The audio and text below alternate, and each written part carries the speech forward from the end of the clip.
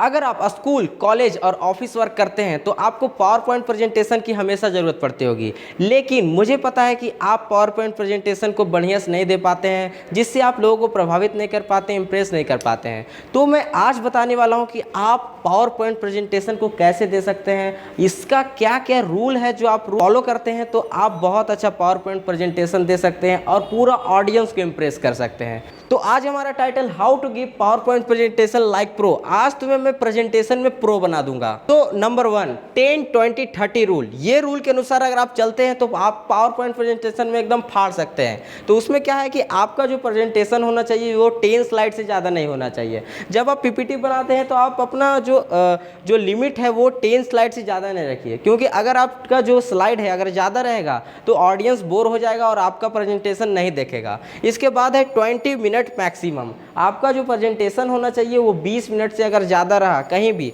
अगर आप seminar event करते हैं, मीटिंग करते हैं, वहाँ पर भी 20 मिनट से ज़्यादा रहा तो दिक्कत हो सकता है। अगर आप वीडियो बनाते हैं तो भी 20 मिनट से ज़्यादा नहीं होना चाहिए।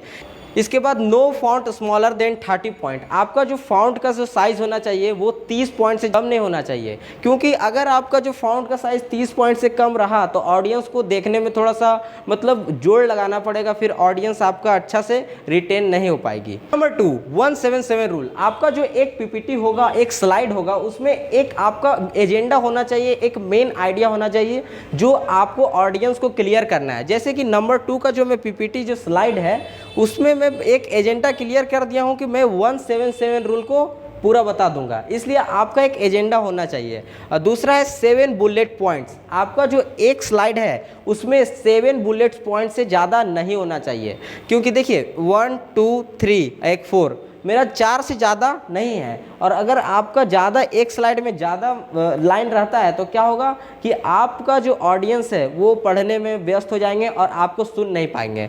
और तीसरा है मैक्सिमम 7 वर्ड पर लाइन। आपका जो एक लाइन है उसमें 60 वर्ड से ज़्यादा नहीं होना चाहिए। जैसे कि मेरा देखिए 1 2 3 3 वर्ड है, 3 वर्ड से ज़्यादा नहीं है। इसमें भी 1 2 3 4 5 वर्ड है, उससे ज़्यादा नहीं होना चाहिए। Number 3, think outside the screen. आपको क्या करना है कि सिर्फ टेक्स्ट को पढ़ते नहीं रहना है कि think outside the screen, never read out the text, ऐसे करके पढ़ना नहीं है। आपको लोगों को पीपीटी दिखाना है और उसका जो प्रिपरेशन है आपको घर में बढ़िया से करके जाना है। उससे क्या होगा कि आप पीपीटी को नहीं देख रहे हैं, ऑडियंस पीपीटी को देख रहा है। पीपीटी को, प्रेजेंटेशन को ऑडियंस को देखने दीजिए। आप थोड़ा सा हल्का सा झलक ले लीजिए कि क्या है। मैं देख लिया कि number 3 think outside the screen, बस इसके बाद आपको उसको एक्सप्लेन करना है, आपको पढ़ते नहीं रहना है उसको। Number 4, don't be too formal. आपको ज़्यादा फॉर्मल होकर ही बात नहीं करना है, एकदम कैजुअल भी होना है। जैसे कि मैं अगर ज़्यादा फॉर्मल होकर आपके बात कर रहा हूँ,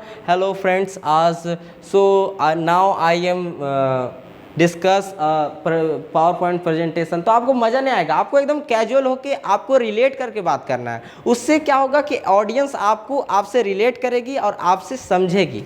नंबर 5, ऐड इमेज। आपका जो स्लाइड है उसमें इमेज बहुत ज़्यादा महत्वपूर्ण होता है। जैसे कि मैं यहाँ पे क्या किया था कि एक कैजुअल बंदे का यहाँ पे इमेज लगा दिया। उससे क्या हुआ, आप रिलेट कर सकते हैं कि ज़्यादा फॉर्मल नहीं होना है, ज़्यादा कैजुअल भी नहीं होना है। तो यहाँ पे आप रिलेट कर सकते हैं एक इमेज से। इसलिए नंबर 5 है कि ऐड इमेज। आपको इमेज ज़्यादा से ज़्यादा लगाना है अपने स्लाइड में। Number 6, add graph. ये ग्राफ बहुत ज़्यादा इंपॉर्टेंट है। जैसे कि आप बता रहे हैं कि मेरा बिजनेस 10 गुना होने वाला है, तो आप ग्राफ लगा सकते हैं ऐसे करके और यहाँ पे 10x लिख सकते हैं। जो ऑडियंस है वो समझ जाएगा कि मेरा बिजनेस 10 गुना होने वाला है। इसलिए आपका जो प्रेजेंटेशन है उसमें ग्राफ्स होना बहुत ज़्यादा इंपॉर्टेंट है। Number 7, use animation as your speech. Animation बहुत ज़्यादा महत्वपूर्ण होता है, क्योंकि देखिए अगर आप सिखा रहे हैं कि कंप्यूटर में एडिटिंग कैसे किया जाए, तो आप एक बंदे का यहाँ पे एनिमेशन लगा सकते हैं जो कंप्यूटर में एडिटिंग कर रहा हो। उससे क्या होगा कि ऑडियंस समझ जाएगा कि ये बंदा बोलना क्या चाह रहा है। Number 8, always summarise before you say thank you. जब आपका प्रेजेंटेशन कंप्लीट हो जाता है तो आप थैंक यू बोलते हैं। तो थैंक यू बोलने से पहले आपका जो भी प्रेजेंटेशन हुआ है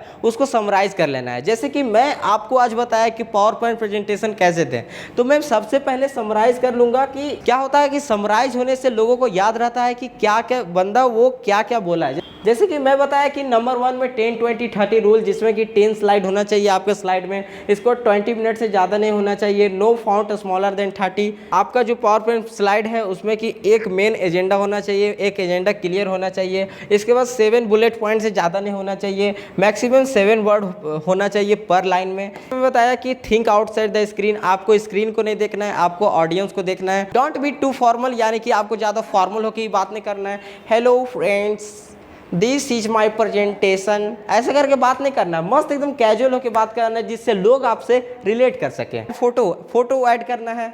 नंबर 6, ऐड ग्राफ्स ऐड करना है। 7, use animation as your speech, आपका जो एनिमेशन है वो आपको दर्शाएगा कि आप बोलना क्या चाह रहे हैं। ऑलवेज समराइज, जैसे कि मैं अभी समराइज किया, मैं जो बोला उसके बाद ये इसको मैं दोबारा रिपीट किया, दोबारा समराइज किया। और एक चीज़ और, समराइज जो होता है ना, वो नहीं कि फिर से पीपीटी को आप बताते जा रहे हैं, नहीं, थोड़ा थोड़ा पॉइंट बता दीजिए कि मैं ये बताया था, ठीक है। तो आप थैंक यू बोलने से पहले समराइज करना बहुत ज़्यादा ज़रूरी है। So subscribe for more values and break your belief system. और ये था मेरा first digital video, digital board का वीडियो। तो मैं थोड़ा सा नर्वस भी हो गया था, और बोल सकते हैं कि मैं फर्स्ट बार वीडियो बनाया, तो बोल सकते हैं कि अच्छा वीडियो नहीं बना होगा, आई होप। बट अगर आपको पसंद आए वीडियो को लाइक कीजिए, चैनल को सब्सक्राइब कीजिए, और मिलते हैं जल्द ही नेक्स्ट वीडियो में। Keep inspiring and break your belief system.